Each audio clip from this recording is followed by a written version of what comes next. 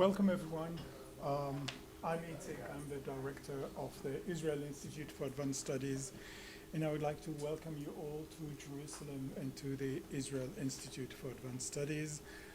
The institute was founded in 1975. It was the fourth institute for advanced studies around the world, and since its foundation we've hosted more than 2,000 fellows and 150 research groups. But our pride is on our advanced schools for students, for graduate students, and we have 6 of them in physics, in life sciences, mathematics, computer science and engineering, humanities, and the jewel in the crown is the school in economic theory. And it becomes so famous and so successful, mainly thanks to Eric Maskin, who I would like to thank for supporting the Institute and the schools for advanced studies for many, many years. I would also like to thank Elhanan Ben Porat and Mark Mellit, who actually took a lot of time and efforts to organize this School of Advanced Studies. And I'm not an economic scholar, I'm a medievalist. I do early medieval history, so I have nothing important to tell you about economic theory, but I always like to tease you a bit with my own stuff. So the school is dedicated to international economy. I would like to show you what is probably the first evidence, real evidence, for international economic activity on really a global scale. And that's charter given by this chap, fantastic chap, called Chilperic II, the king of the Franks, in 716. And it actually lists the taxes that one of the monasteries, the monastery of Courville, should pay the king for the thing they are importing from all over the world. And you can see that they imported walrus needles from Scandinavia, sheep wool from Anglo-Saxon England and Flanders, garum, that's fish sauce, so that's their equivalent of ketchup. From Spain, and leather from Cordoba, pottery from North Africa, spices from the Middle East and India, fur from Siberia, silk from China, and camphor from Indonesia.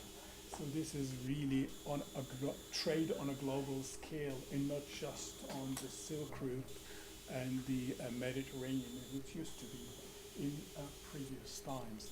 So I will just leave you with that. I don't know how it fits into your theories, but just think about it. You know, global economy started long before the modern era.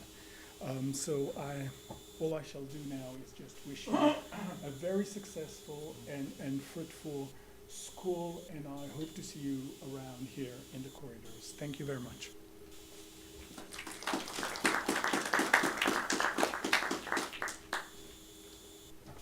You want to talk? Not yet. Sorry.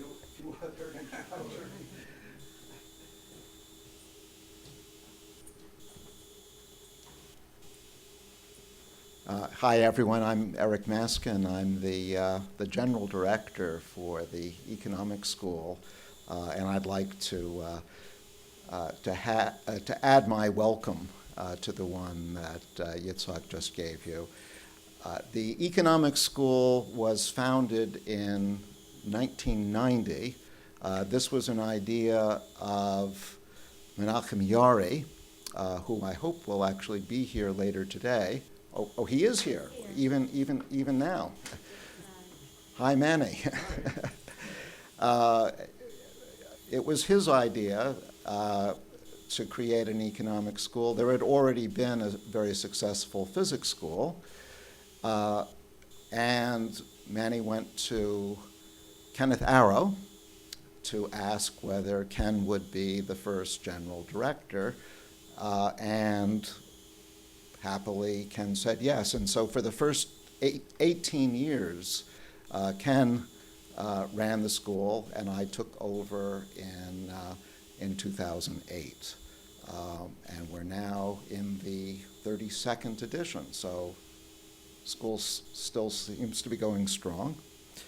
I'm afraid I don't have a picture and history as interesting as the one that Yitzhak was telling us about a few minutes ago, but I have one joke about international economics.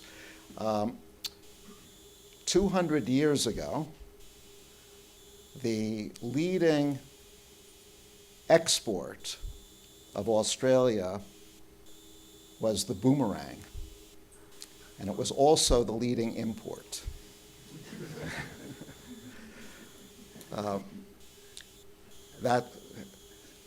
That's the economist's response to what the historian can do. Let me just urge you, it's great to be back here in person. We had Zoom summer schools last year and the year before, and those were fine, and they kept the school going. But there's nothing like being in person. That really makes a huge difference. And so I urge you to take full advantage of our being here in person, and of course come to the lectures, but participate in the lectures too. Please ask questions, make comments, make speculations. This should be an interactive activity. And in the breaks between talks, that's also a time to discuss economics. Take advantage of the visiting lecturers like Elhanan here, who are world experts in the subject. Buttonhole them and tell them your ideas and see what they think.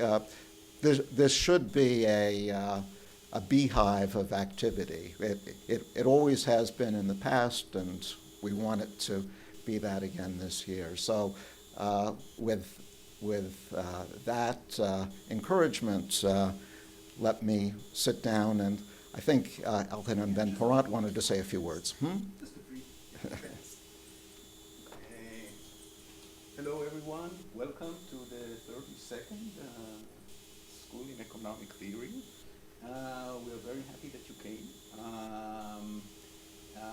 We hope to see you again, by the way, already I can tell you.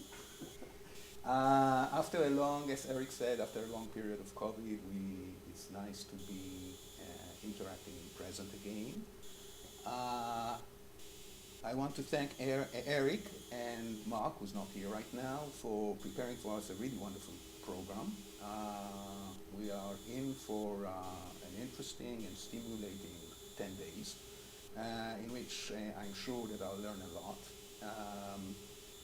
One thing I would like to say right away, please join in. Don't hesitate to ask questions. Eric and I have an experience of many years that the questions of students make the discussion more lively, more interesting. So go ahead. I'd like to thank and introduce Anat Yagid, who's been working very hard to make this possible. And if you have any logistical question, Anat is there to help you, and she will. I can tell you that. So thank you, Anat. And what else? Just a brief logistical comment. We will have a lunch after the first lecture of Elhanan. We'll have a lunch break at the hall in the entrance. And then at the end of the lectures today, at the end of Eric's talk, there'll be a reception at the same place. Okay? So welcome, and I'm happy to ask Elhanan to start.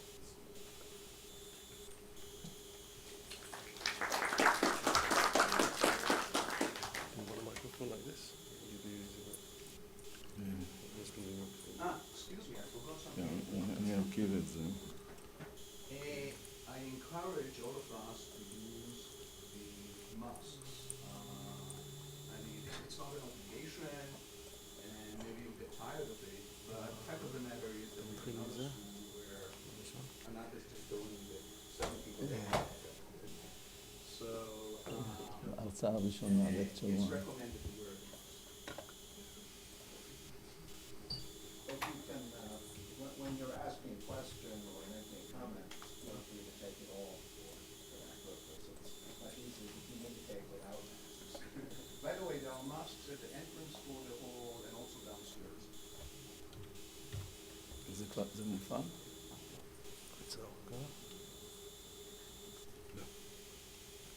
זה עובד? Okay, good morning, everybody. I am going to provide some background for the 10 days or so that you'll be hearing different lectures. So I'll provide some historical background for the evolution of our thinking on international trade. And I'll use many examples as applications. So you'll see how the theory has been applied and used for various purposes. Okay, so let me start with some background data. There has been remarkable growth of world trade since World War II, and the ratio of trade to GDP has increased in most countries and certainly so in the world. But this wasn't a continuous process. So for example, between the two world wars, there was a decline in trade relative to GDP, following what we call the first globalization from the last quarter of the 19th century and until World War I. What has grown in particular is trade in manufactures and services. So service trade, for example, was almost invisible for many years, but during the last 30 years, and mostly during the last 20 years, it has expanded tremendously. Merchandise exports reached $22 trillion in 2021, and this is approximately the size of the US economy. So this is what we are talking about. And exports of services amounted to about $5 trillion. They were somewhat higher before, and they declined. The leading exporters and importers are China, the US, Germany, and Japan. I assume that you knew all of this. And there exists a very sizable difference between the degree of openness of economies, depending on their level of development. The rich economies trade a lot, the very poor economies trade relatively little, and in between there are intermediate economies with intermediate levels of trade.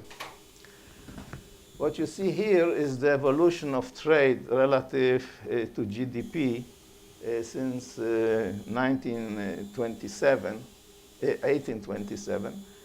Now this is already at the beginning of the 19th century. Trade was already here somewhat higher. If you go back to Madison's data for the very beginning of the 19th century, it was only 2%. And essentially, trade has expanded rapidly with the expansion of globalization, as you can see. And after World War II, there was an extremely rapid expansion. And we are in the midst of the sort of second wave of globalization with all sorts of hiccups on the way. As you can see, due to the financial crisis in 2008, the pandemic in 2020s, and so on.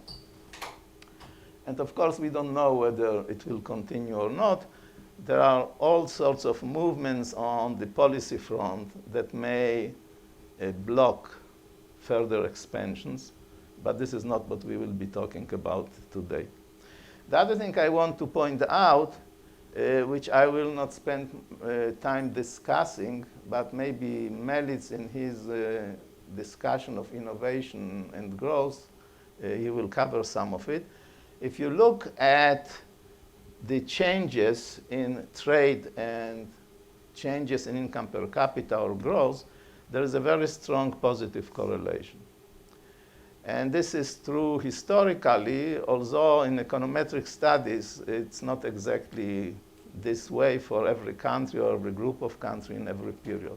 By overall, over a longer period of time, there is this very strong correlation. And this raises the question, why and to what extent is trade openness helpful to growth? But this is a topic I will not discuss today. The last background point I want to make is that if you look at trade, then you look at the developed economies here, the last line, they export about 70% of their overall export to other developed economies. So there is a lot of trade among countries at a very high level of development. And if you look at the less developed countries here, they export to developed economies only 40% of their overall export. So the point I'm making here is that there is a lot of trade among countries which are actually similar, both in technologies that they use and factor endowment. And this is an important point that I'll come back to when I discuss the evolution of the theory of international trade. Okay. So what are the approaches to foreign trade? The traditional approach has been to think about intersectoral trade flows. So one country exports textiles and imports wine, the way Ricardian like to think about it. A country exports chemicals and imports cars and so on. This was the traditional approach. David Ricardo, in his book of 1817, tried to explain it by variations across sectors in relative productivity levels. And this variation in relative productivity levels was, in his view or his presentation, the major driver of trade. I'll come back to Ricardo later. Then in 1919, a Swedish economic historian by the name of Eli Heckscher suggested an alternative explanation to trade flows. Excuse me. Heckscher studied the history of trade between Eastern Europe and Western Europe. And what he observed was that Eastern Europe was exporting mainly grains and importing mainly manufactures. So, you know, the Ukraine that's now in the news, or Poland, they were countries that were big grain producers and exporters, but they imported a lot of manufactures.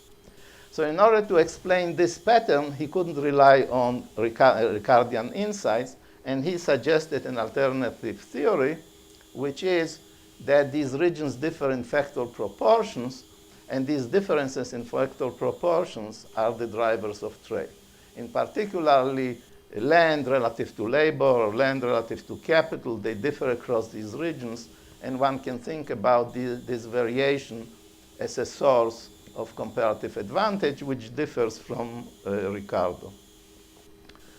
Bertil Ohlin is another Swedish economist who was originally the student of Eli Heckscher in the Stockholm School of Economics, but he went to Stockholm University to do his PhD with Wicksell, and he essentially departed ways with his original teacher.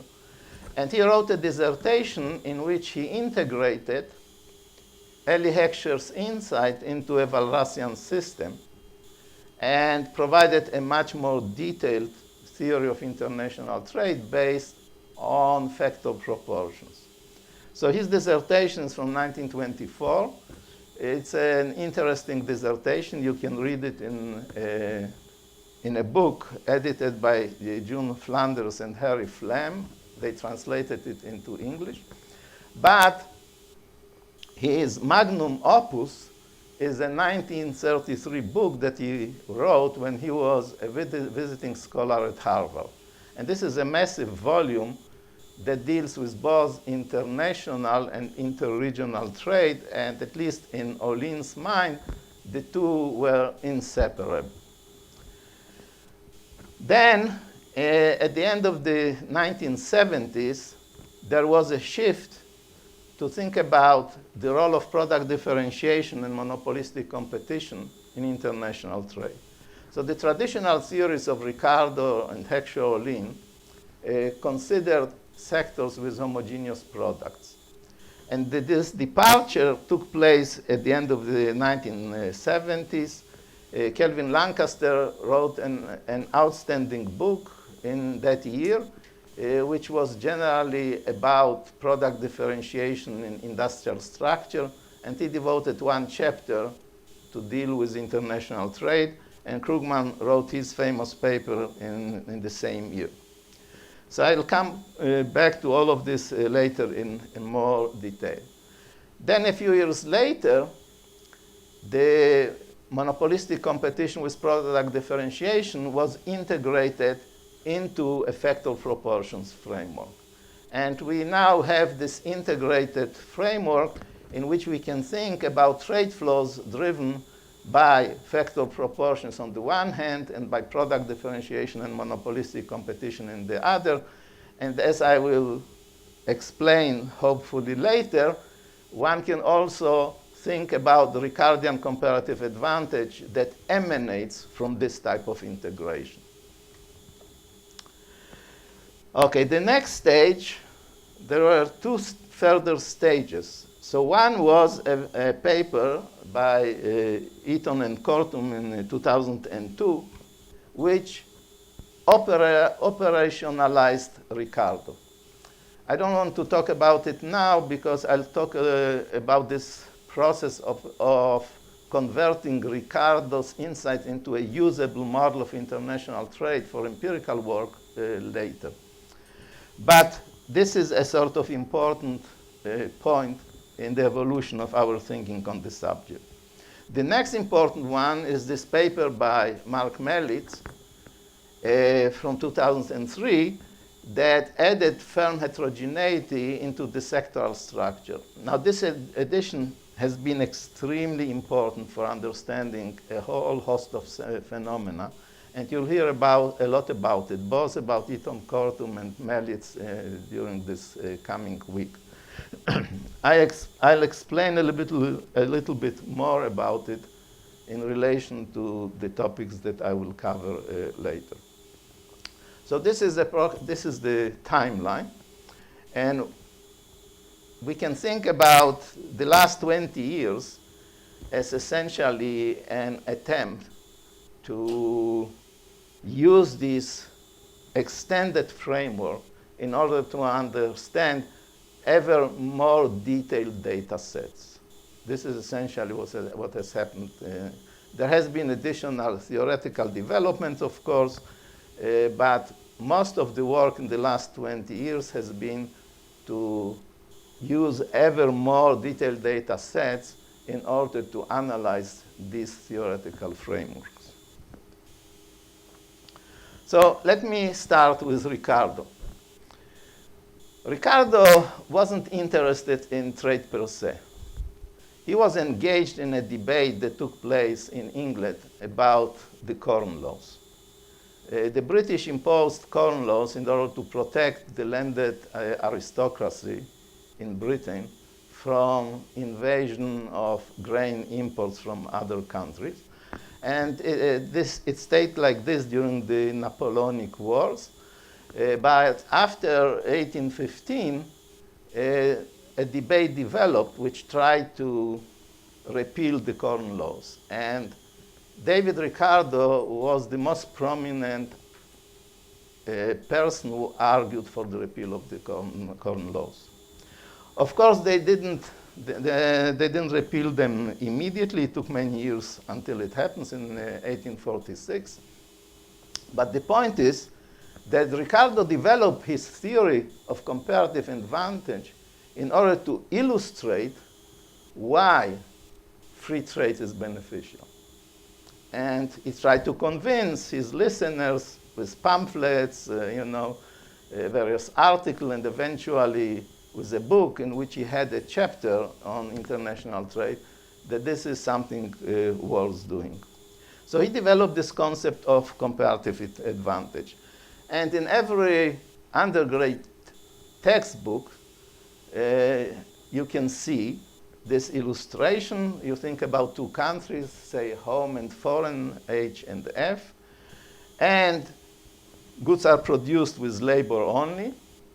And in one country, home, the labor used in the production of manufactures relative to the labor used in the production of agricultural products, say, is lower than in the foreign country.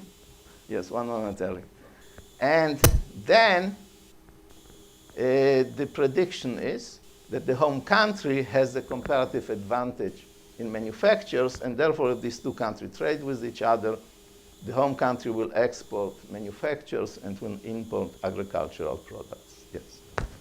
Just a question about Ricardo's attack on the corn laws. Just because it's efficient to have free trade doesn't mean that a country cannot have an advantage by imposing a tariff. So I'm not sure how free trade is good implies that the corn laws are bad for England. Well, you know, if free trade is good, you don't want to have tariffs. Now, there are... You don't want to have, but that doesn't mean that a country can't gain unilaterally by imposing a tariff. Yeah, so okay, I don't have time to get into all the details, yes? So yes, so a country can impose a tariff and improve its terms of trade and gain thereby. This wasn't a point that was debated at that time. Then there are arguments about distributional issues, that you may want to impose a tariff in order to bring about a distribution of income that you consider more better, yes? So there are all these points, but I'm not going to talk about it. No, I will talk actually about inequality and trade and things like this, but we'll do it later. You'll talk about it too? Yep. Yeah, okay. Yes. So in fact, I'll show you an empirical study where the terms of trade played a role, but I can't spend much time on this. So what is the problem with the Ricardian framework? So there are people like Frank Graham, who was a professor at Princeton in the early part of the 20th century, who spent a lifetime studying Ricardian type models. And there are people like Lionel Mackenzie, who was at the University of Rochester, who developed very sophisticated general equilibrium system with Ricardian models. The problem that turned out is that it's extremely difficult to use Ricardian frameworks in order to generate predictions about trade structures that one can take to the data. So one attempt at it was a famous paper by Dornbusch, Fisher, and Samuelson, in which they managed to develop a model with many products, but only two countries, and in which they could predict which country exports which type of products, and also analyze how various industries move from one country to the other in response to various economic shocks, like changes in productivity or transport costs and things of this sort. But because there were no predictions that could be taken to the data, there was very little empirical work that used essentially Ricardian frameworks. So for example, a lot of the early work that was done was looking at some correlation across countries and industries, loosely relating the specification to the underlying theory, And good examples of this are these papers by McDougall, who was an Australian economist, and Robert Stern, who was a professor at the University of Michigan. So this changed with this paper by Eaton and Kortum that I mentioned earlier. So the importance of this paper stems from the fact that it uses a framework that generalizes the Ricardian idea, and it enabled them and many people after that, and you'll see a lot of work using this approach in the lectures here. Like tomorrow you have lectures by Lorenzo Caliendo, the lectures by Steve Redding, and others will rely on this type of a framework. And the critical thing was that they generated predictions about bilateral trade flows, which was impossible to do essentially with the analytical framework that existed before. So what was the idea, the main idea behind their specifications? So like Dornbusch, Fisher, and Samuelson, they assumed that there is a continuum of products. And Zij here denotes the amount of good J that a bundle of inputs, think about labor, say one input for simplicity, can produce in country I. So this is a measure of productivity of this particular good in this particular country. And then for each good J, the distribution of productivity takes this Fréchet form. So this is the probability that this productivity will be below Z. And it has two parameters. One which is country specific, this is the TI, and the other parameter is what's known as a shape parameter, theta, which is common. So this is the sort of simplest setup that started this literature with essentially Eaton and Kortum. So this parameter TI is a measure of the productivity level of the country. And it can vary across countries. So for example, if you go back to the original Ricardian framework, what happens is one country can be more efficient in all industries than another country. Nevertheless, they can trade beneficially because what matters is the relative productivity across sectors. So here the overall efficiency is measured by TI, and this shape parameter, which determines the dispersion of productivity, then determines essentially the comparative advantage. And what you then have to do is you have to construct the general equilibrium model using this productivity distribution. And when you work out the model, you can derive this equation here that people use to estimate. So what does this equation say? It says country N imports from I this amount, it buys this much from this amount, and you look at this relative to how much the country spends. So this is the expenditure share of the importing country on goods imported from country I, and you look at it, you divide it by how much country I spends on its own goods relative to its total expenditure. So what you have on the left-hand side, these are like a diff in diff system, right? You can take the logs and you'll have two diffs, and then you know already how to estimate it, right?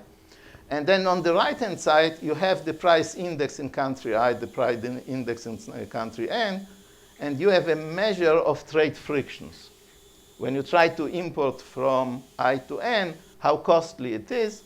This is a number bigger than 1, so the bigger the number, the more costly it is for N to import from I.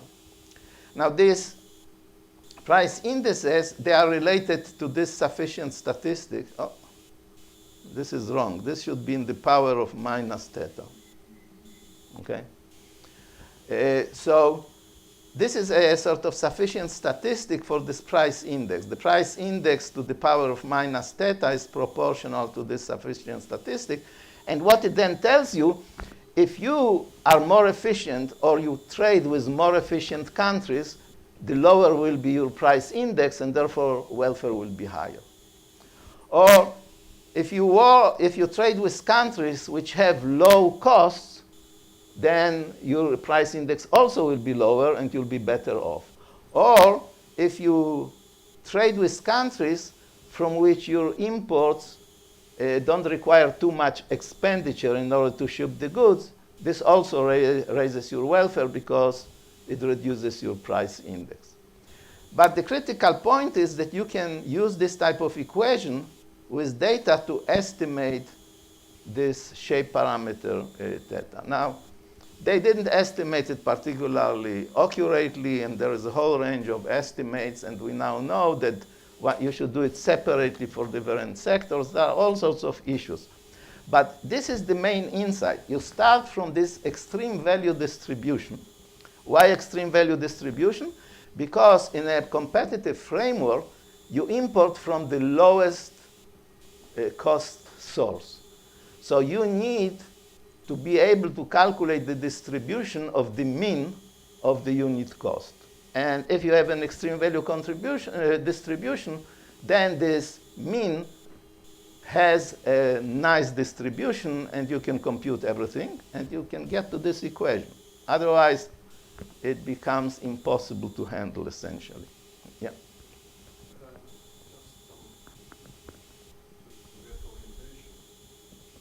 These are conclusions that are stemming from this assumption. Yes. And then there is the model. Why this assumption? Is there some accusation, some explanation why you start with such a... No, there's no axiomatic. Just so it would be part of it. That's right. You need it in order to be able to calculate the distribution of a mean, of a random variable, essentially. And this gives it to you. So today, there are much richer models. They assumed independence, and you can now write a model where there are correlations and all that. Yeah, it's in order to get an equation that you can estimate. It's not theory for the sake of theory. It's theory for the sake of getting an equation that you can estimate. But presumably, you can test whether that assumption actually holds. Is that a subject for study? Well, oops. So you cannot test it directly because you don't have data on theta. So theta is estimated. And how is it estimated? It is estimated from this type of equation. So you can see the degree to which you have a good fit. Right. Yeah, that's right. So yes, the fit is reasonable by economic standards. Yes. Yes.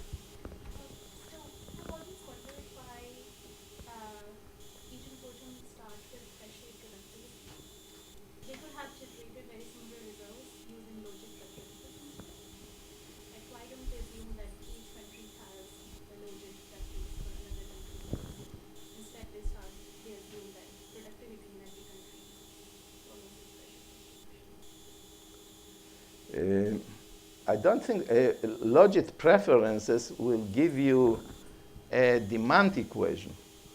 But the question is what happens on the supply side, and to what extent is it consistent with productivity differences across sectors, across countries. So what they did, I didn't say it, but they used CES preferences. And they focused on the distribution of productivity because their view was we are going to expand the Ricardian approach. And the original Ricardian approach doesn't say anything about preferences because you are pushed to the corners. But of course, if you want to do something richer, you also have to say something about preferences. So their idea was to look at the supply side. And on the demand side, they use homothetic CS preferences.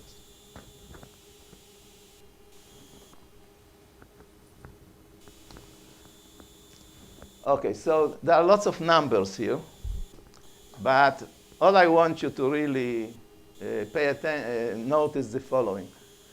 So this is a simulation from a model of this type that was estimated.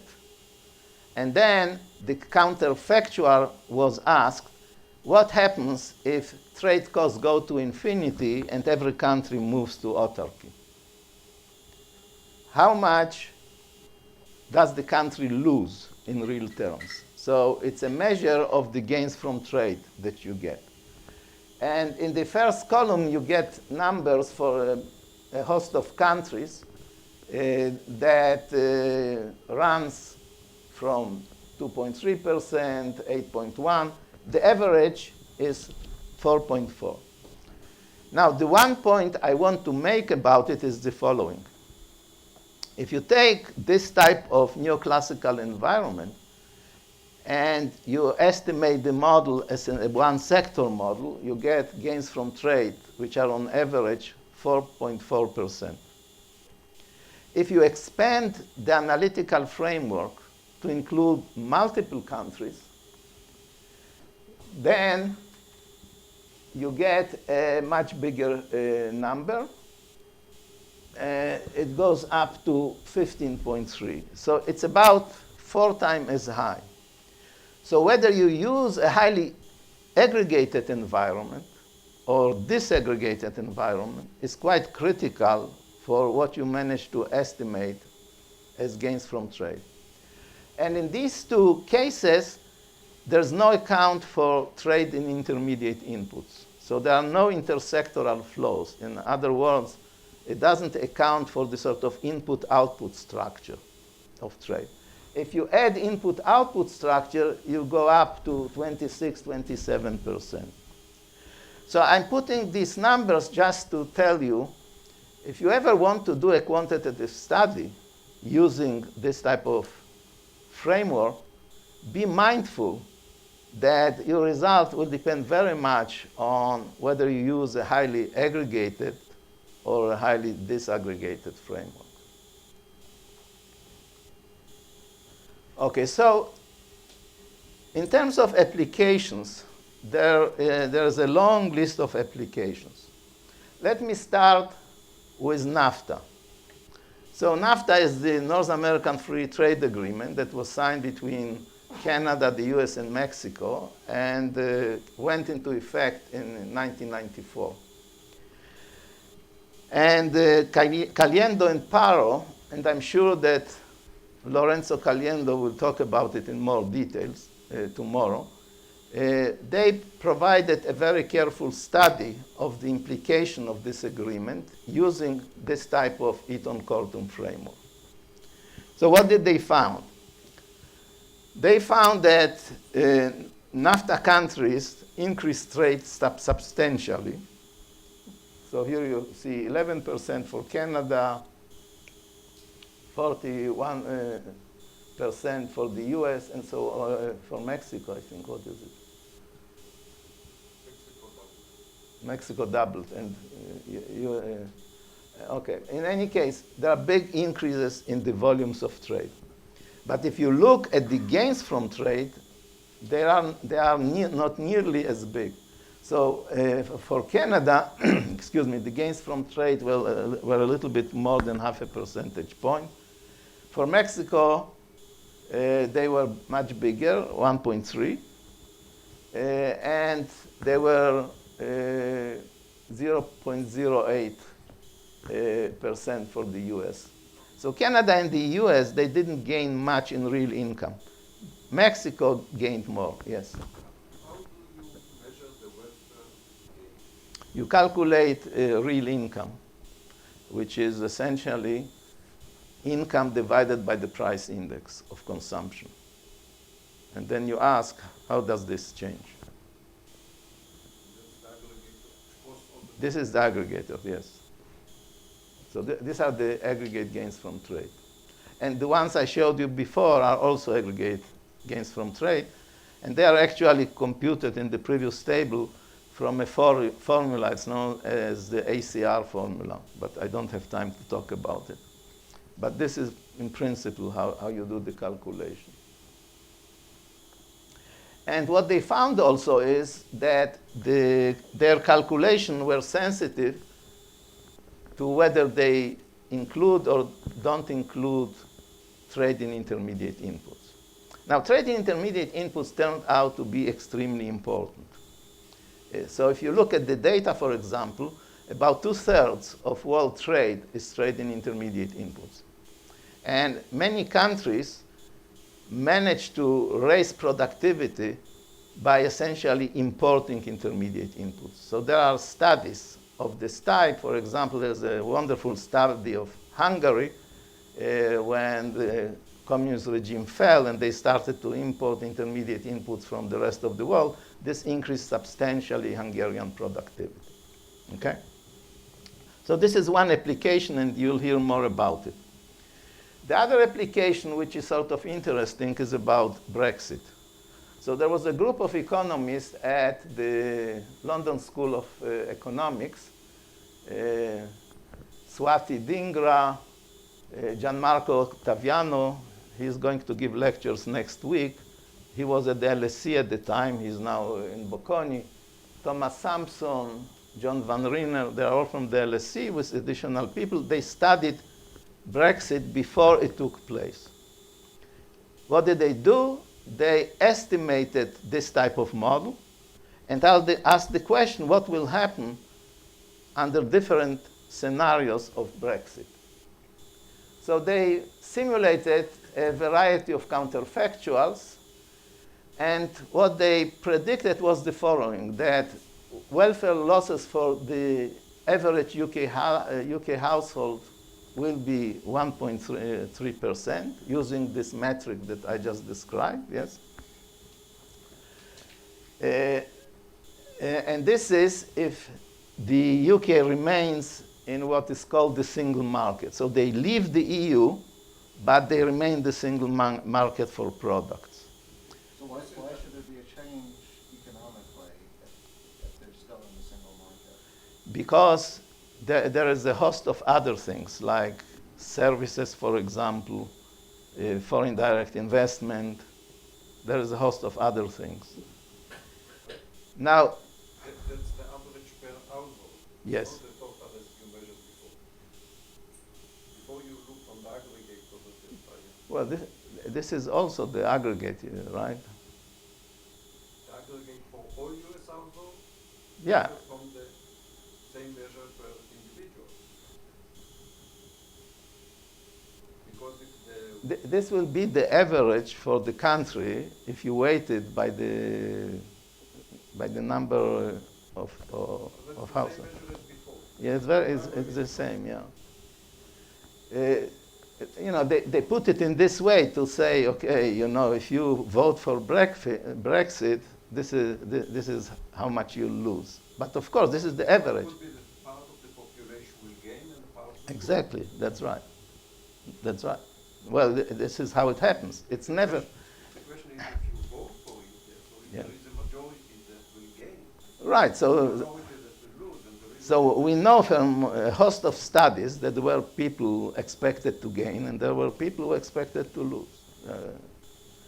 By the way, trade almost never lifts all boats. This is the situation. So the average is just the average. Typically, there are losers and there are gainers. And in more general neoclassical environments, you can prove analytically that there will be losers and there will be gainers.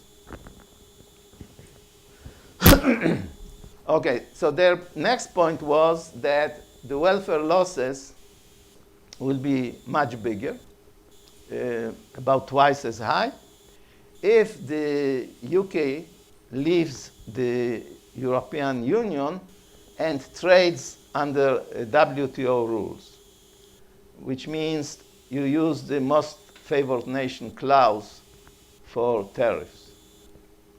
So this would be much worse. Then they did an analysis which is not entirely reliable about dynamics, and they argued that this is going to triple the losses if you account for the dynamics. So, there are lots of detail in these calculations, and, if you read these papers, I'm sure you'll always disagree with some details. It's just not possible to agree with everything. But this is the type of calculations. The last illustration, until when do I speak? So I have plenty of time. I don't need to rush. Okay. So the next illustration is the repeal of the Corn Law. So as I said, Ricardo's book was published in 1817, and the Corn Laws were repealed in 1846. And what happens after is what economic historians call the grain invasion from the New World, from North America and Australia. A lot of exports of grain to the UK after the Corn Laws were repealed. And the question is, what did it do to the UK? Well, to England at the time. So there is this nice paper of Doug Irwin and Chepeliev, who use a computable general equilibrium model, and this is a Ricardian model, not a, sorry, this is a Heckscher-Ohlin model, not a Eaton-Cortu model. And what they did was they looked at the impact on the top 10% of earners and the bottom 90% of earners. And they computed that the former lost 1.4% in real terms. And they lost it mostly because they owned land, and they owned the land. So this is the factor proportions effect. And the latter gained a little. And this little that they gained was mostly because they owned labor and a bit of capital. So this was the distributional effect of the repeal of the Corn Laws, according to this calculation. But in the aggregate, on average, there was a welfare loss of 0.1 to 0.3%. And the source of this loss was a deterioration of British terms of trade. This is what Eric raised before. So as you know, the typical thing is, if you impose a tariff, and you are a big enough country, what happens is you hold your imports, and this raises your export price relative to your import price. So this is an improvement in the terms of trade. But then if you remove the tariff, you have the opposite change, and the opposite change is harmful. And this is what they found. By the way, there was a famous economic historian by the name of Imla at Tufts University who wrote a book in which he argued that England lost from the Industrial Revolution.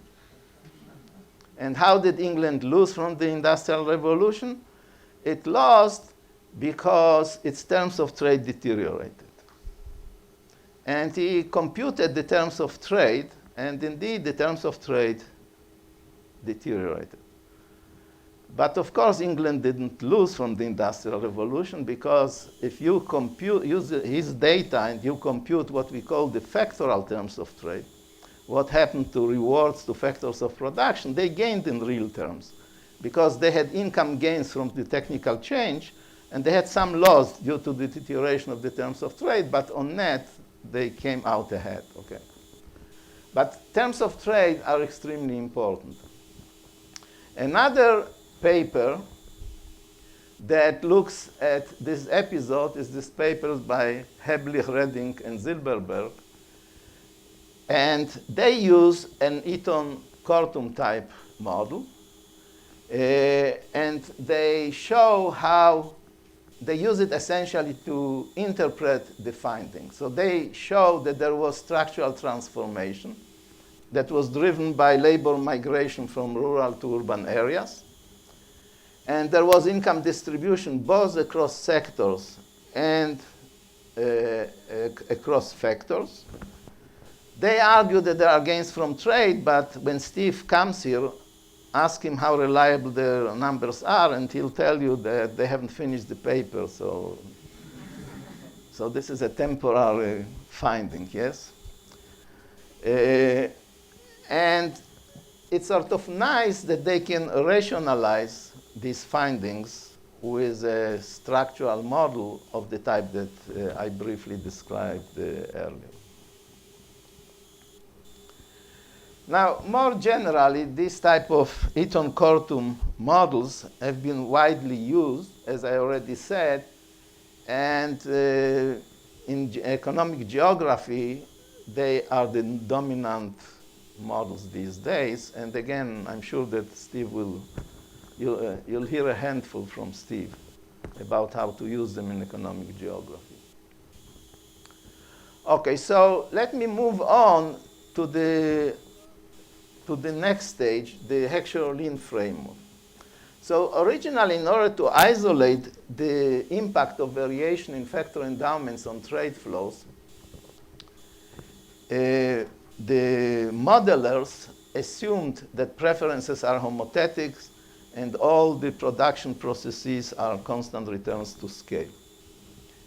And all markets are competitive. So we are still talking about a neoclassical framework. So in the simplest version, what we call 2 by 2 by 2, that you have 2 countries, 2 sectors, and 2 factors of production, this is the version that Paul Samuelson developed in great detail. You can get very sharp results. And the major sharp results for predicting trade flows is that if you say the 2 inputs are labor and capital, then the country that is relatively rich in capital exports in equilibrium the capital-intensive product, and it imports the labor-intensive products. So it's a little bit of work to show it formally, but it's quite intuitive, and it's actually a very clean result. Now, when you go to richer environments, when there are many inputs and many sectors, there is no neat prediction of this type, but you can generate predictions in terms of correlations. So the correlations go in similar direction, but you cannot identify a precise sector that will be exporting or a precise sector that will end up being an importer. Now, this led actually Vasily Leontiev, who was a professor at Harvard at the time, and who developed the input-output tables, to try to use his insights about input-output table for this purpose. So what he did was he computed as what we call now the factor content of trade flows.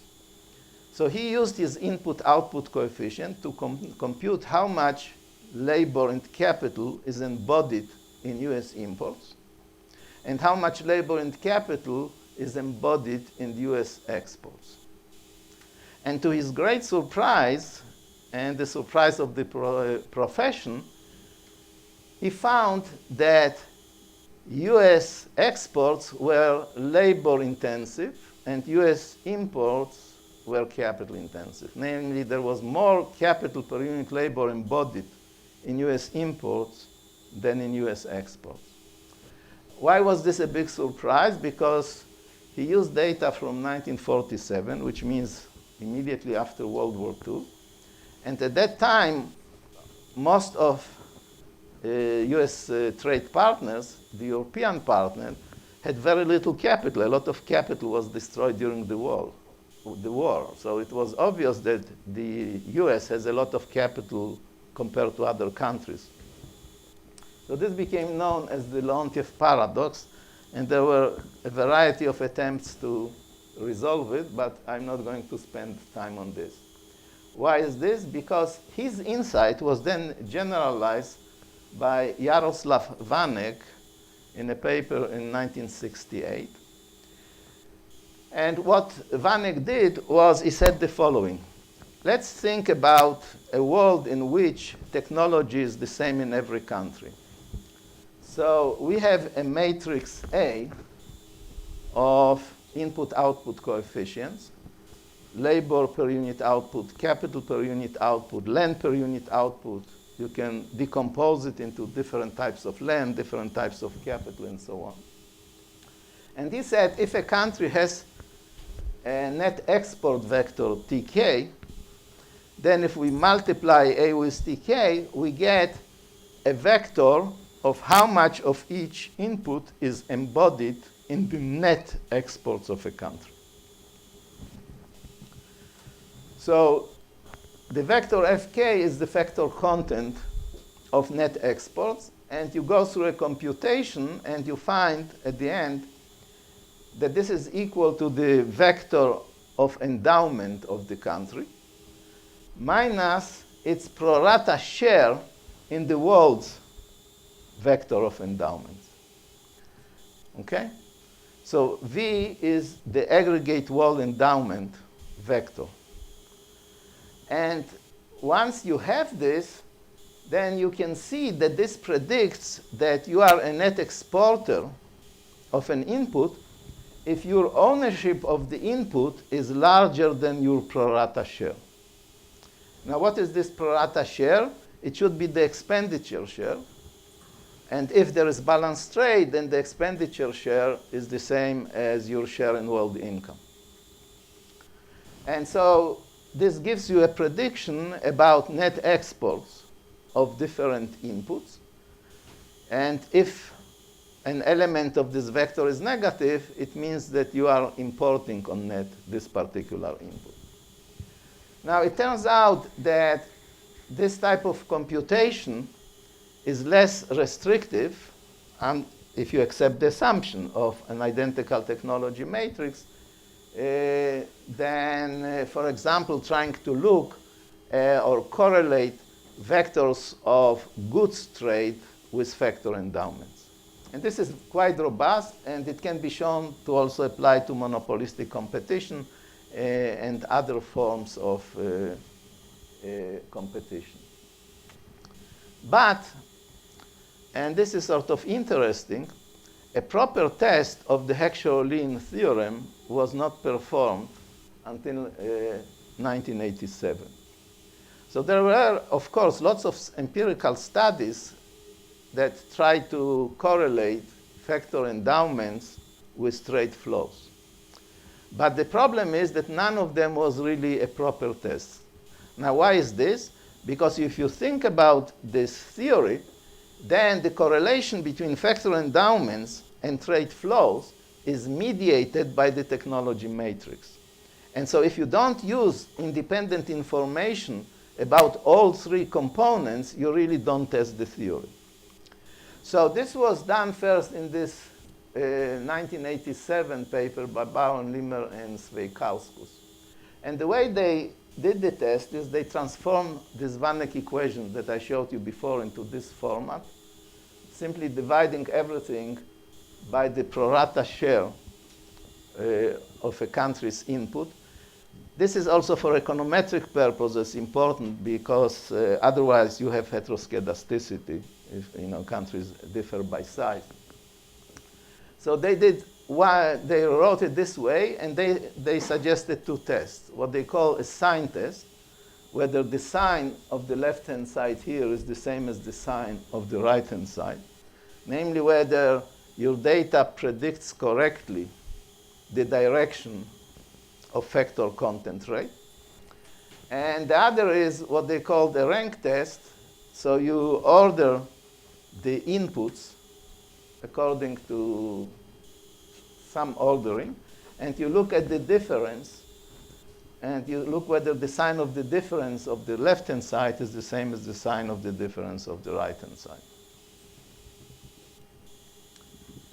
And unfortunately for them, they found that these tests basically rejected the theory. Okay, so in what sense did they reject it? You can do the test either for a particular input across countries or for countries across inputs. I show you the result for inputs across countries. So they found that the sign test is sort of correct, so to speak, between 22% of the time, and the highest is 70%, 78%. And the rank test has similar number. This is the Kendall rank correlation coefficient, and you can see it's not extremely high. At least they concluded that the test rejects the model. Okay. In comes Dan Treffler in a paper in 1995, and he said the following. Okay, they rejected the model, but they didn't identify what's the source of the problem. So I'm going first to identify the source of the problem, and then we'll see if we can modify the theory to make it work better. So he looked at the difference, oh wow, this is pretty small here, huh? Between the factor content, namely the left-hand side of the Vanek equation, and the predicted value, the input relative to the pro rata share. So this is what he called epsilon. It's the deviation from the theoretical prediction. And now, if there is no deviation, if the theory is strictly correct, all the epsilons are 0, then this observation should coincide with the horizontal axis. All the observations should be on the horizontal axis. But what you see is that almost all of them are around the 45-degree line. So this means that the actual factor content is close to 0, while the predicted values are positive or negative or whatever they are. So there is this bias towards 0, which he called essentially the missing trait. Okay? So then he noted the following, that if you look at the data, what you see is that in poor countries, these epsilons are predominantly negative, while in rich countries, they are predominantly positive. Now, what does this mean? It means as if, based on through the lens of the theory, the poor countries have too much factor endowments, and the rich countries have too little factor endowments. So where can this come from?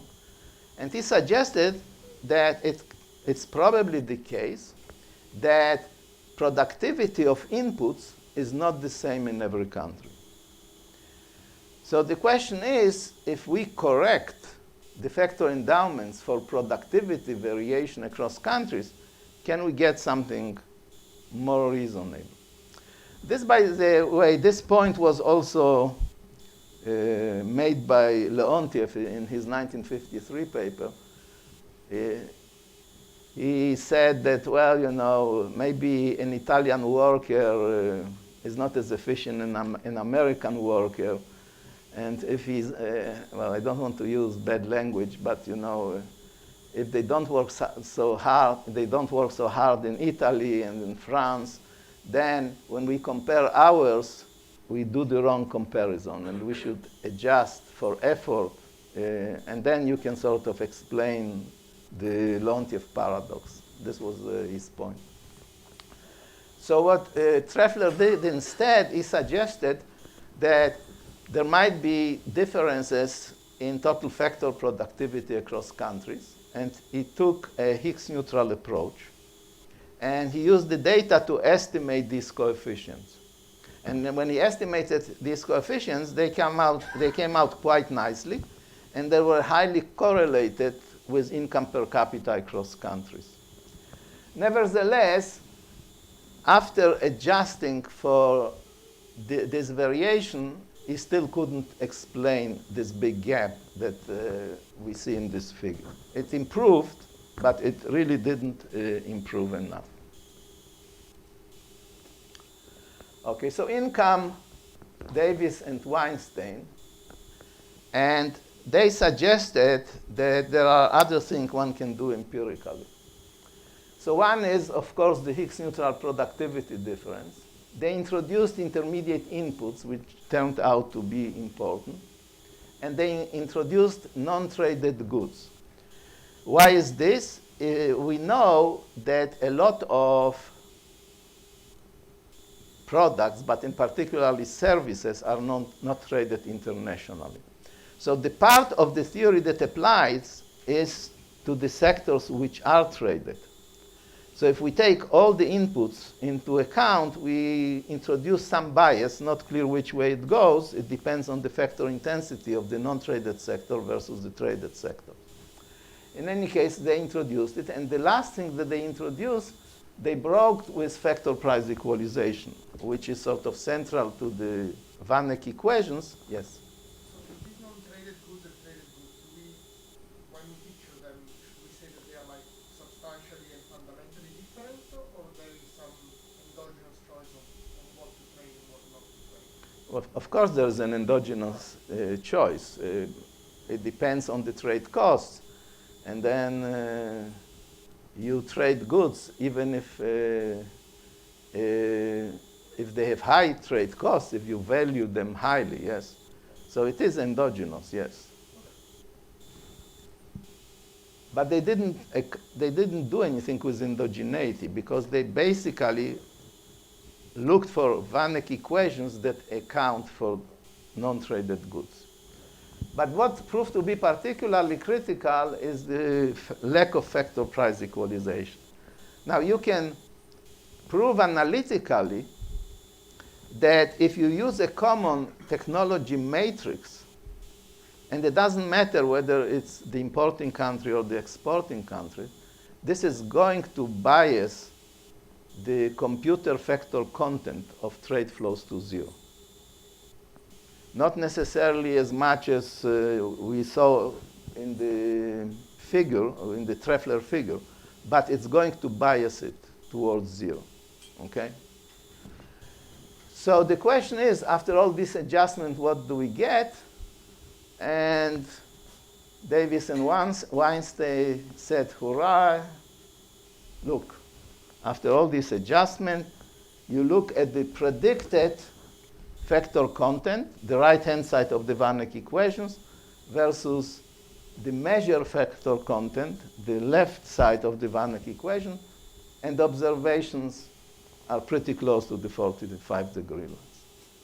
So after accounting for all of this, you get something which looks like a good explanation of the factor content, okay? Again, if you read the paper, I'm not sure that you'll agree with every detail, in particularly the way they handled the factor price differences. But for today, this is not important. So the next thing I want to discuss is how do we think about wage inequality in this type of framework.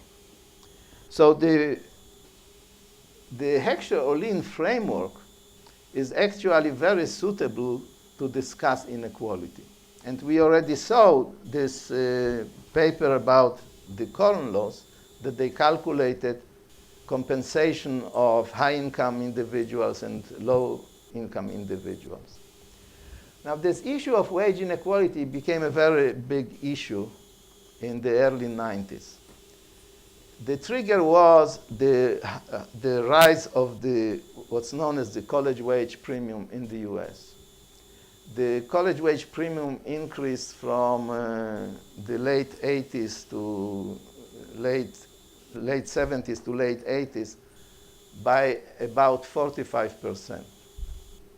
So it started around 35 and went up to 75, 80. A huge hike.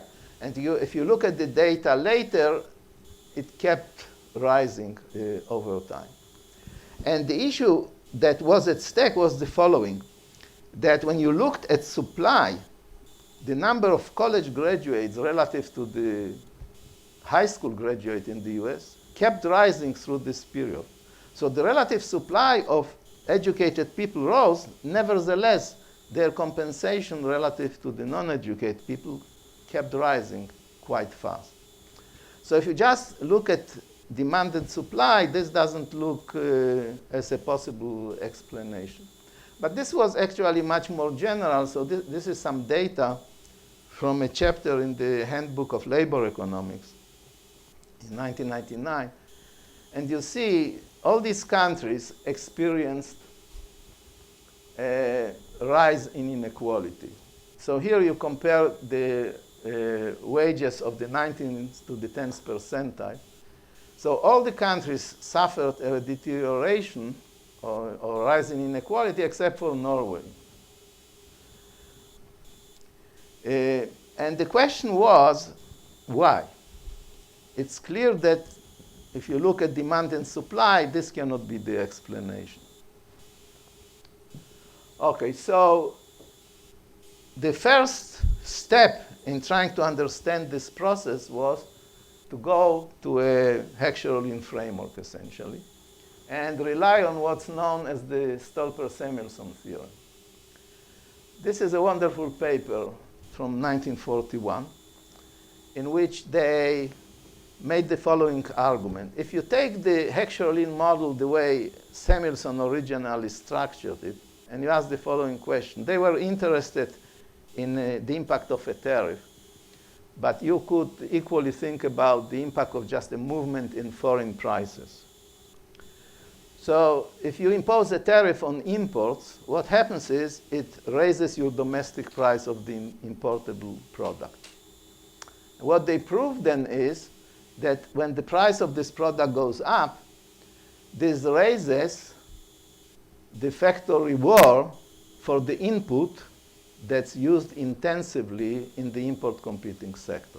So suppose that you are a rich country and you export capital-intensive goods and you import labor-intensive goods. Then what a tariff will do, it will raise the reward to labor. By how much will it raise it? And this is where this sort of analytics are important. It's going to raise the reward to labor proportionately more than the price hike.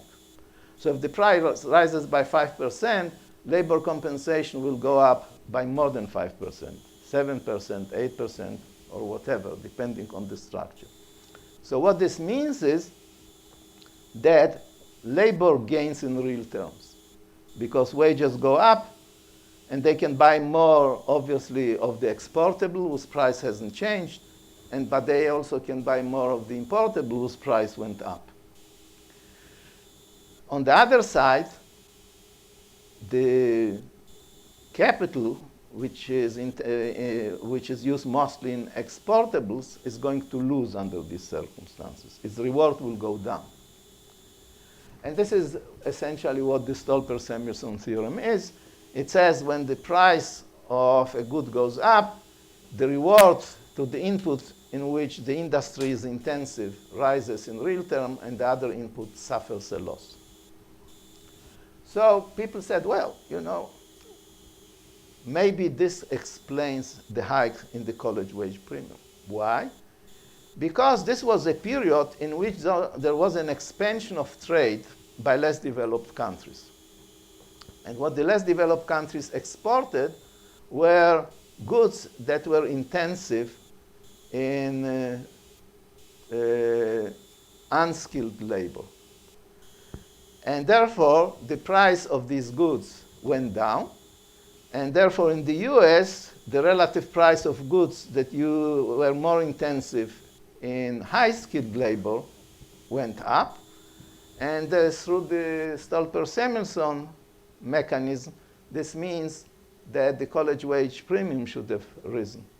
And in fact, this predicts that the real wages of low-skilled workers should decline, which happened in practice.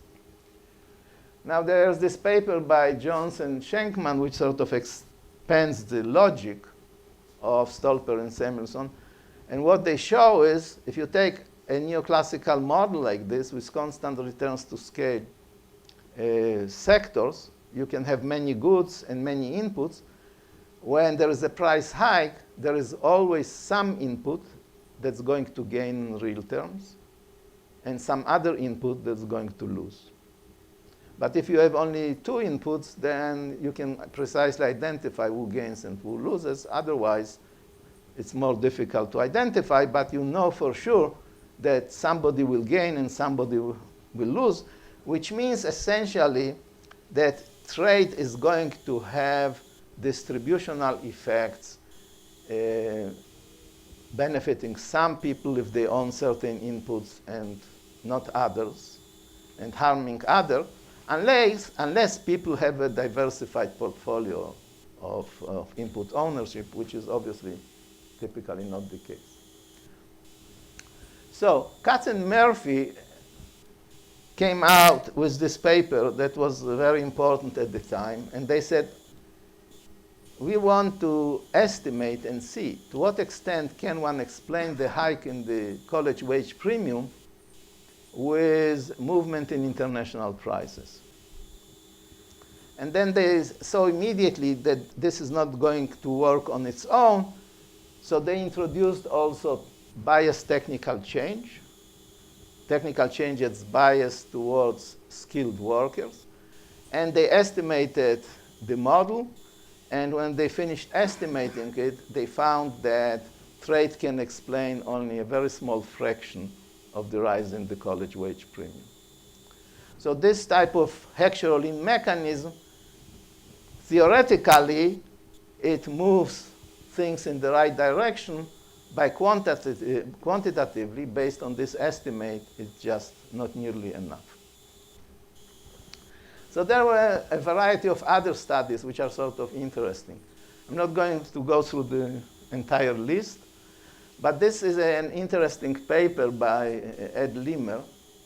So he took the pricing equation in this neoclassical model and computed the percentage change in the price of a product as the weighted average of the percentage changes in input costs. And of course, the coefficients here, the thetas, they are the cost shares of these inputs. This is what you get from a constant returns to scale setup. And then there is some change in total factor productivity, a possible change. And the clever idea here was the following. He regressed price changes on the factor shares. And this gave him estimates of what he called mandated factor price changes. And then he asked the question, if we estimate these mandated factor price changes, do they look similar to the actual changes in factor prices that we observe in the data, and particularly what happens to compensation of skilled workers versus unskilled workers.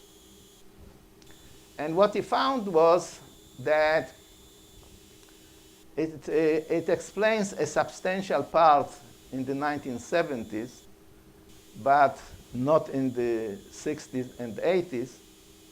And Ed Limmer has a very good sense of humor.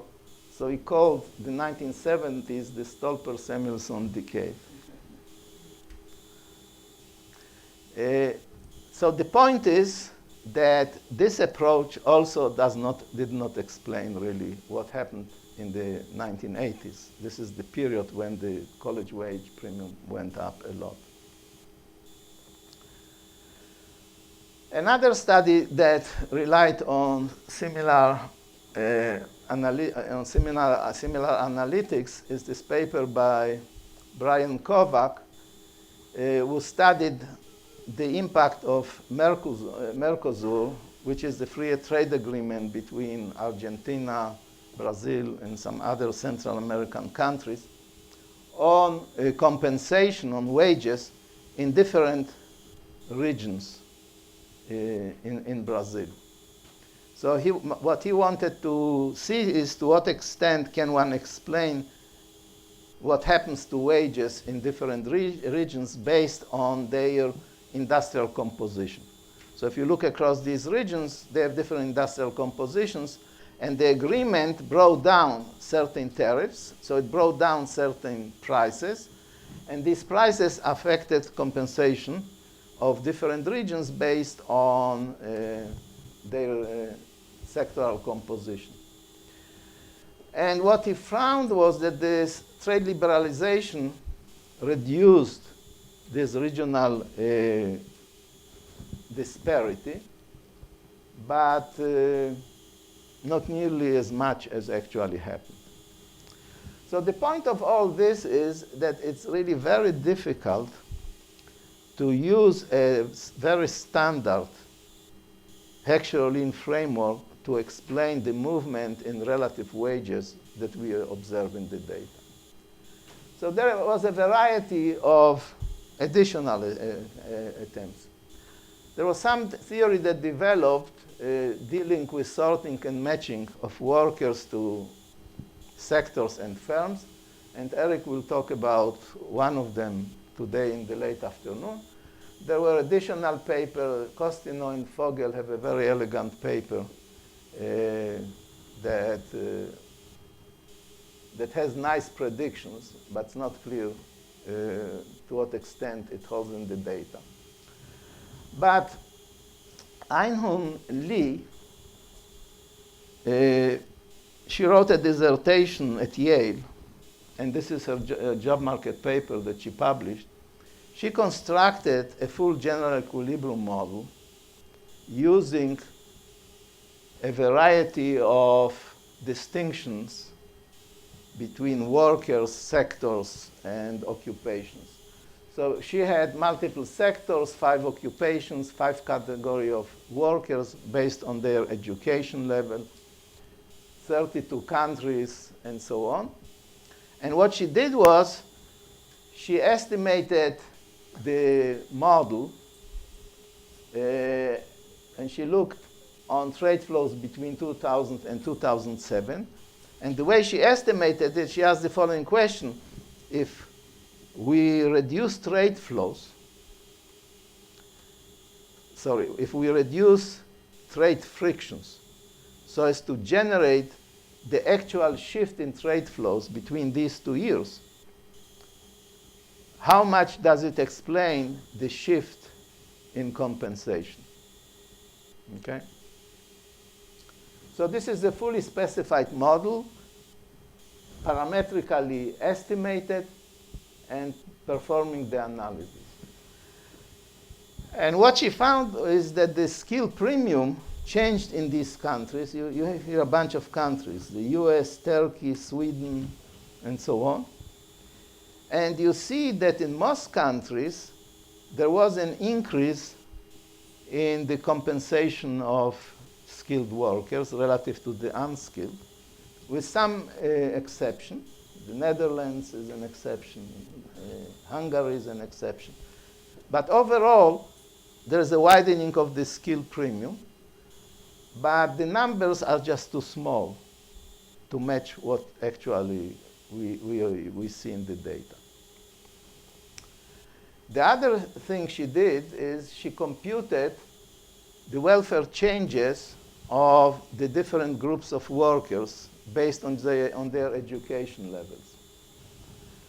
And what you see here is, in the OECD countries, you see that to begin with, every type of worker gained. So this reduction in the trading cost benefited every group of worker, but the lowest gain was for high school dropouts, then high school graduates, and so on. You go up to college graduates and advanced degrees. So if you look at the US, you see this big rise in inequality between people who graduated from college and even those who have advanced degrees. So you keep learning, you see, it's worthwhile, yes. Now, if you look at non-OECD countries, it's a little bit mixed. So in Argentina, the gains were highest for the least educated, and similarly for Brazil, but for the other countries like China, India, and Indonesia in this case, I didn't produce a figure for all the countries here. Yes. You get a similar pattern. So in other words, what's happening is that the college wage premium or the education premium has risen across the board, basically.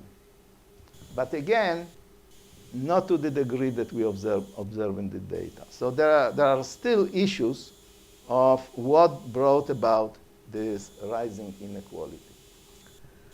So I'll stop now here. If you have questions, I'll answer them. And then after lunch, we'll continue this discussion and move on to additional topics.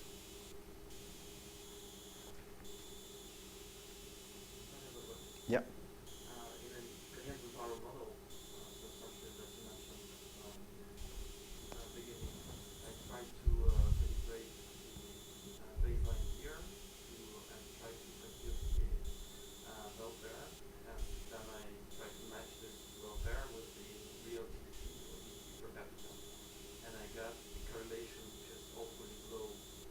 So what would you say about this? I will say that you ask him when he comes in. I don't know the answer. I mean, it's... Did you try similar exercises? No. Or did you see some paper which are trying to compare those predictions of the model to the real?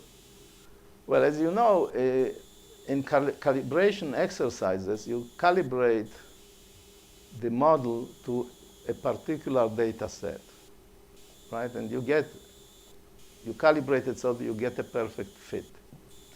So then, if you do counterfactuals, then you have to have a lot of trust in the model, because you ask if things weren't exactly like this, trade costs were lower, or tariffs were higher, or China didn't grow as much, what would we see?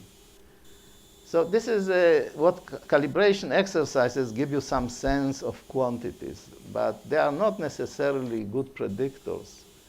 So essentially, out of sample, what you have done is you took the calibrated model, you looked out of sample, and you didn't find a good fit.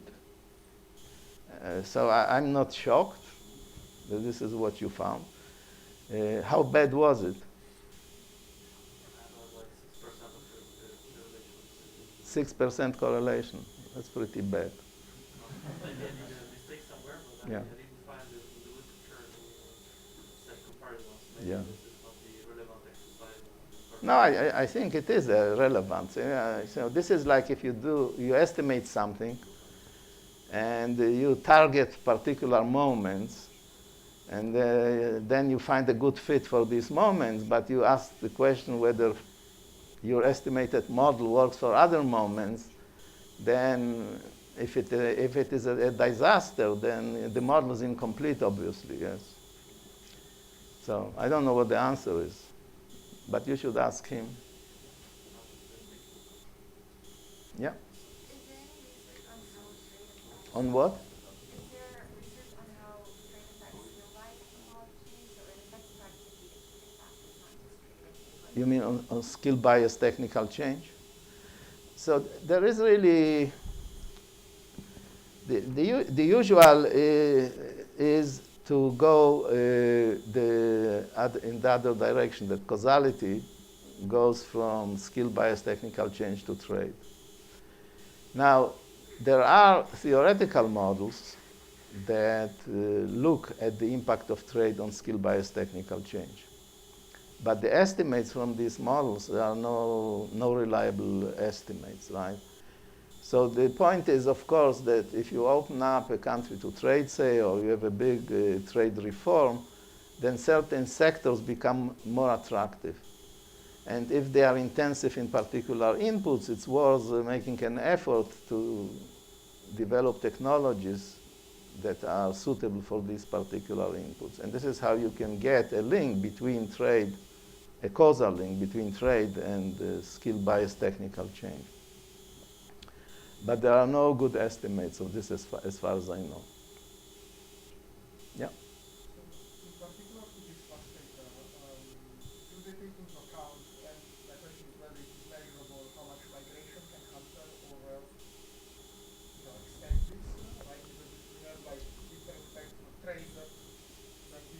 side to move, which can be very important, for example, in the European Union, where maybe, at Right. least for, advanced degrees and college graduates, much easier.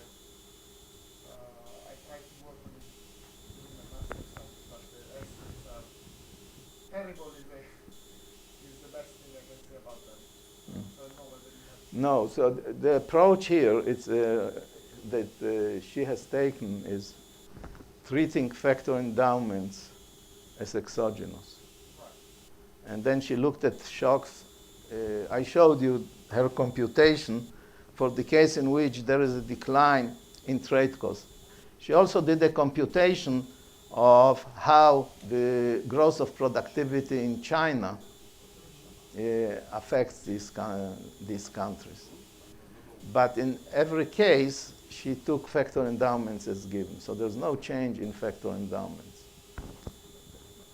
Since you wrote a thesis on, you understand that in order to do it properly with endogeneity of factor endowments, you have to model how factors change.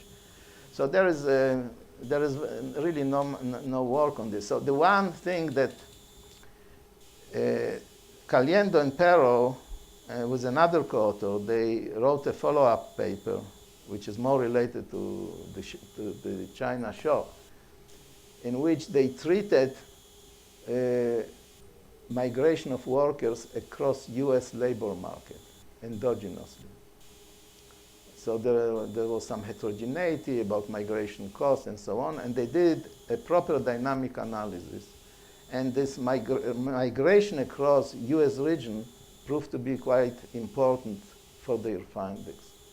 So this, I think, is as far as we know. For countries, I'm not aware of any work that looks at international migration.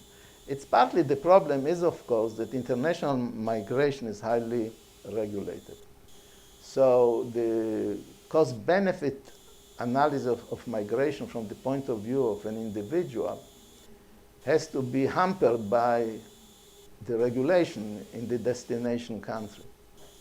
And so one has to account for it, and I haven't seen anybody doing it properly. But if you are working on migration, you are welcome, and it's a good project. There is really no work on it. That's really nice. Yeah.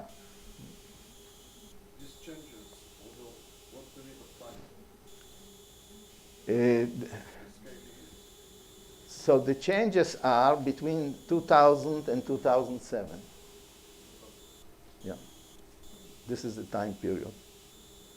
And it's also, it's not exactly changes during this year, the question, but because what she did was she changed the... It's the cumulative change. Yes. Yes, exactly. Yeah.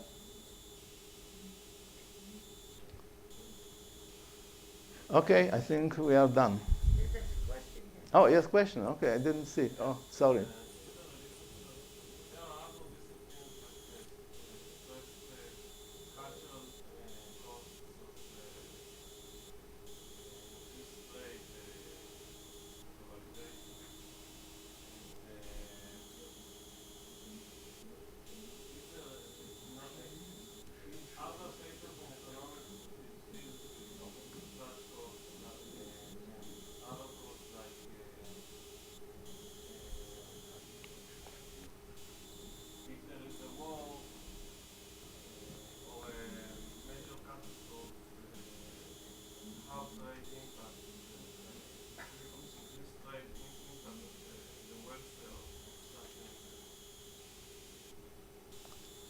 So there are papers that look at the second question.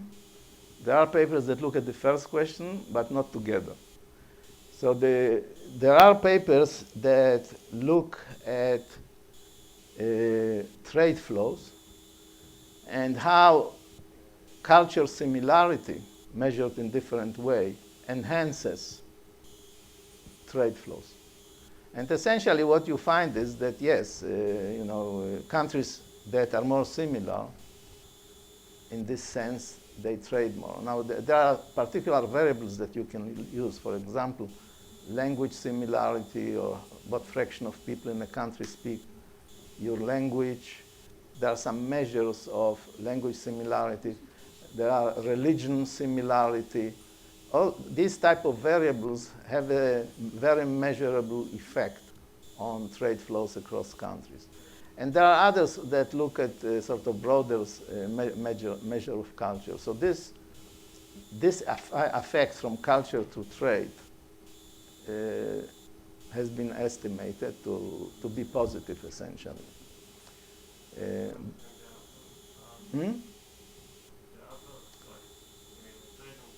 Yeah, so you know, causality is very difficult in this situation, right? Because one way people think about it is that culture is ingrained and takes a long time until it establishes itself. So then you can think about it as a causal effect on trade. But if you want to know how trade affects culture, you have to see how trade changes and then follow this economy for a very long time to see if culture adjusts, because culture is not going to adjust instantly, yes? So this generates a very difficult empirical issue of how to estimate it or how to measure it. But in any case, I'm not aware of studies of this reverse direction.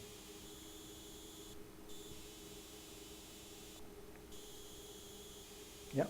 What's your take on gains from trade? It is highly model dependent, and we end up getting something smaller in the kinds of APR models. Well, it's highly model dependent. Yeah. We know it because we have many now. So if you want accurate gains from trade, you really should try to estimate it with different models and see if you can bound them somehow. Because if you pick one model, you get one estimate. It can be high or low.